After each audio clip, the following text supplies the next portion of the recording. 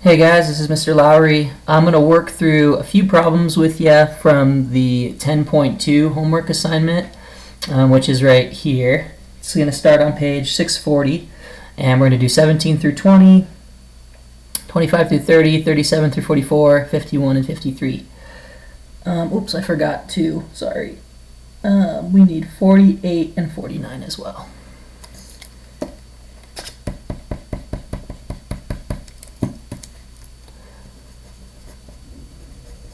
And then 51 and 53.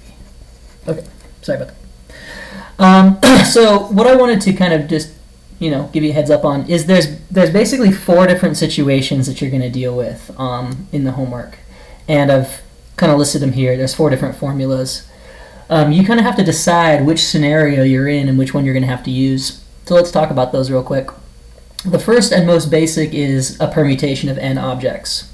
So that's just like you have, 5 coins and you want to know how many different ways there are to rearrange them, and they're all different, or something like that. Or you have 5 people and you want to know how many different ways you can arrange them, and you're going to use all 5. That's just however many people there are factorial, or however many choices you have, or objects you have factorial. Okay, the next kind that you're going to see is when you have a bunch of objects but you're not going to use all of them. So in one of the previous videos we talked about like 5 runners and you're going to choose a first, second, and third place. So you're only going to order 3 out of these 5 things, but you want to know how many different ways there are to do that. That's this idea here. So you have a permutation of n objects taken r at a time. So this is the notation, or this is the notation.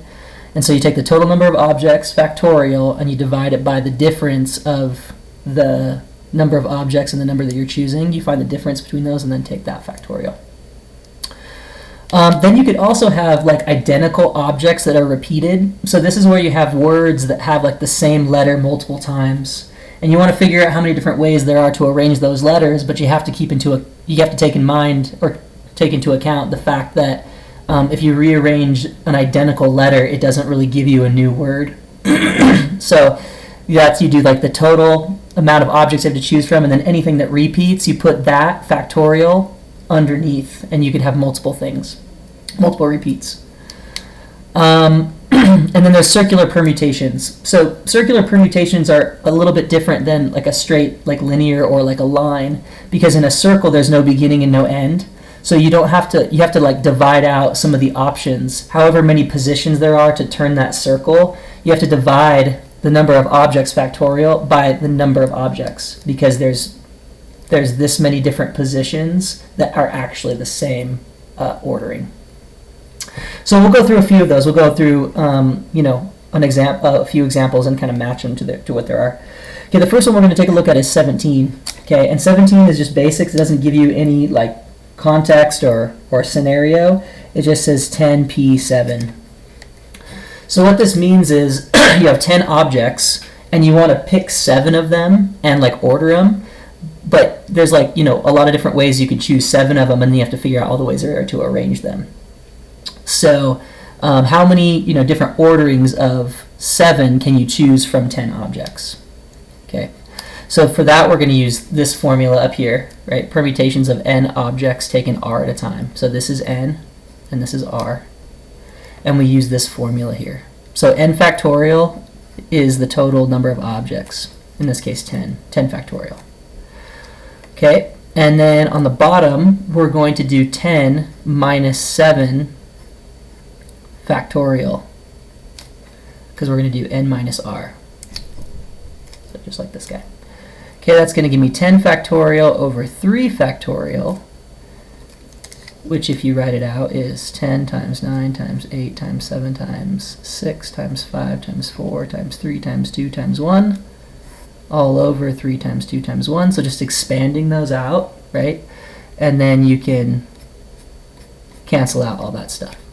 So notice we have 1, 2, 3, 4, 5, 6, 7 things that we're choosing, right? Yeah, we want to choose 7 of them. So it's kind of like the fundamental counting principle. 1, 2, 3, 4, 5, 6, 7. If I'm going to choose 7 different objects, or I'm going to make 7 different choices, that's 7 different events. And the first time I'm going to make a choice from these objects, I have all 10 objects to choose from. And the second time I make a choice from these objects, I only have 9 left to choose from. And the third time I choose from that list of objects, I only have 8, and so on all down the line. Oops. Counting backwards here. So 6, 5, 4. And that's what we want. That's what the fundamental counting principle would give us, which is what this whole thing is. So let's figure out what that is using our calculator.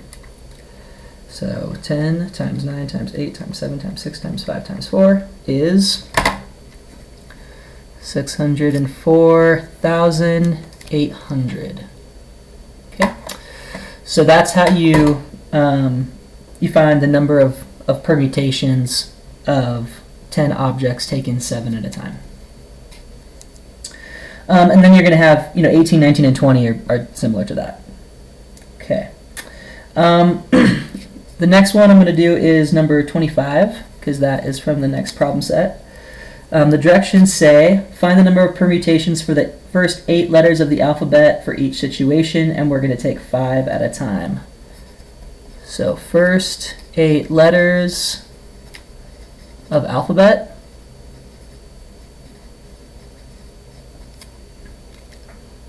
Spell it right. Taken 5 at a time. So for 25 through 30, it's always gonna be the first 8 letters of the alphabet. They're just gonna change this part. How many at a time are you doing? Okay, well this is just permutations of 8 objects taken 5 at a time, right? Or this is the other way to represent it. Okay, so what that's going to be is 8 factorial over 8 minus 5 factorial, right? And then we're still using this formula. Okay, so what we're going to have is 8 factorial over 3 factorial, because 8 minus 5 is 3, which is 8 times 7 times 6 times 5 times 4 times 3 times 2 times 1 over 3 times 2 times 1, right? Cancel out everything we can. So really we just have this. Whoops, sorry, I got that all cut off. My bad. Let me go back up there. The first 8 letters of the alphabet taken 5 at a time. So that's, again, permutations of 8 objects taken 5 at a time, or you can also write it like this, with like a little 8 and then a P and then a 5. And again, we're using this formula. Sorry, I'm just going back through this because I cut it off. So n factorial over n minus r factorial.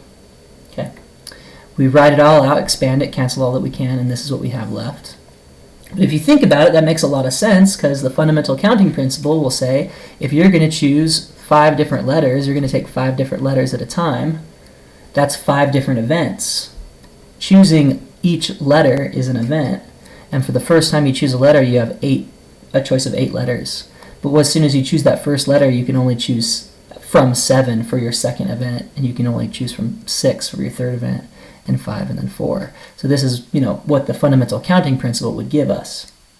And that's exactly what the formula gives us. So the formula is just a way of representing that fundamental counting principle, saying start at 8 and count down until you hit 4, and then you stop there. Or start at 8 and then do 5 different choices and then stop.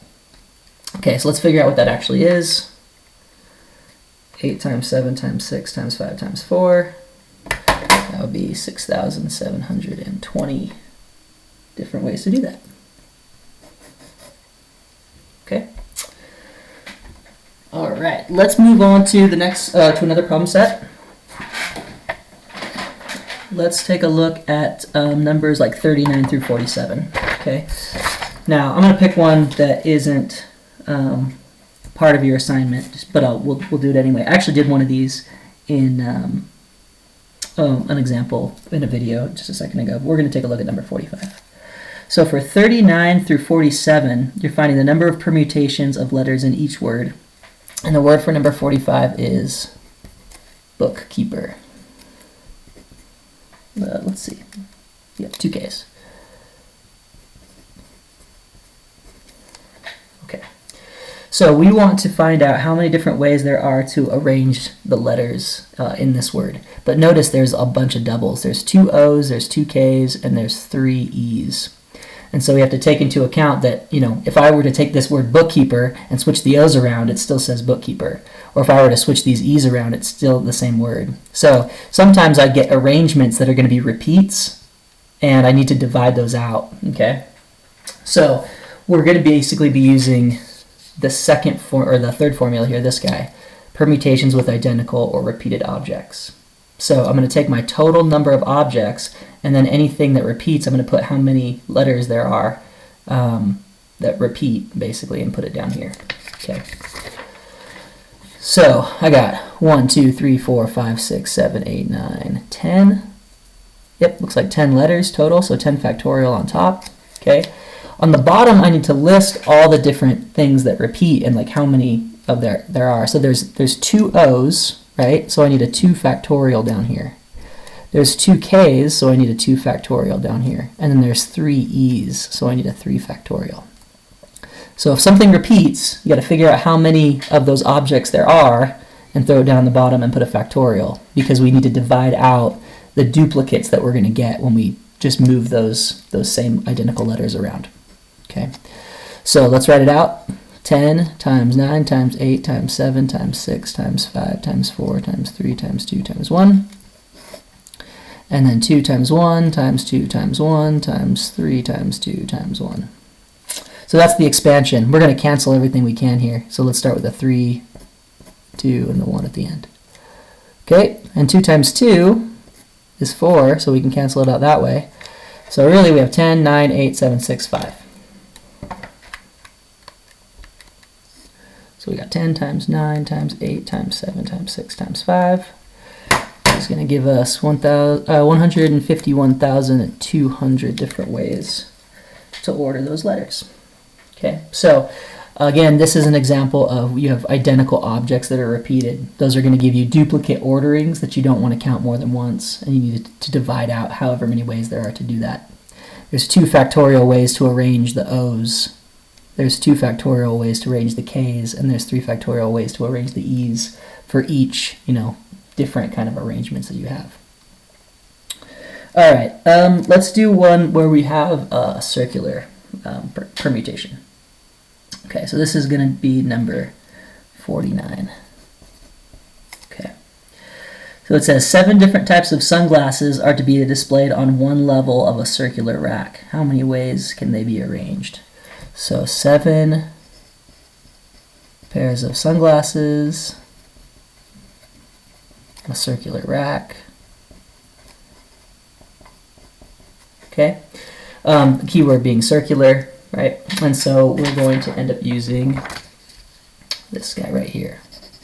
Okay, so let's talk about how that's going to work. This is pretty easy, but we want to kind of explain it as we go. So we have 7 pairs of sunglasses. So if I just did 7 factorial, that would give me all the different arrangements of 7 pairs of sunglasses in a line, right? That would be like linear. But what I have to do is I have to say, hold on a second. If they're in a circle, then there's no beginning and no end to the circle. And so if I just have these sunglasses on a rack, 4, 5, 6, 7, and I just turn the rack, I'm not going to get a new ordering, right? It's going to be the same ordering. And if I have 7 sunglasses on the rack and I spin that around, there's 7 different ways. There's 7 different ways to take the same order and just kind of move it or change the position. And so what I want to do is take the 7 factorial, which would give me all the different ways, and then divide it by the number of positions there are going to be, because just turning this and changing position doesn't necessarily give me a new ordering if it's in a circle. Okay, so the 7 factorial over 7. The other way we can think about it is to just use 7 minus 1 factorial, because that's what the formula says, right? The formula says it's n minus 1 factorial, right? So yeah, 7 objects, you're going to subtract 1, that'll give you 6 factorial. Okay, but if you think about it, if you write this out, 7 factorial is 7 times 6 times 5 times 4 times 3 times 2 times 1 over 7. Well, yeah, those are going to cancel, and you're going to get just the 6 factorial, which is where this comes from. Okay, so the total number of linear permutations divided by the number of positions that you have will give you the number of circular permutations, which is why you have the n minus 1 guy. Okay, so either way we slice it, we need 6 factorial, or 6 times 4 times 3 times 2 times 1. So if you have a scientific, you can find your factorial button. Okay. If you don't, you can do 6 times 5 times 4 times 3 times 2 times 1. Either way, we're going to get 720. Okay, so that's an example of a circular permutation. You're going to also have a circular permutation in number 53 and in number 48. So that's kind of a rundown of the different formulas and how you're going to have to use them. We didn't use the first one really a whole lot because this is kind of like the most basic. There are some problems that have you do that, but I think I might have skipped them because they're not very interesting. And we did some example problems like those yesterday. So I hope that helps you get started and gets you going in there. So I'll be picking 3 of these problems to grade and probably the evens, and you guys can use those as examples to check your work. Thanks.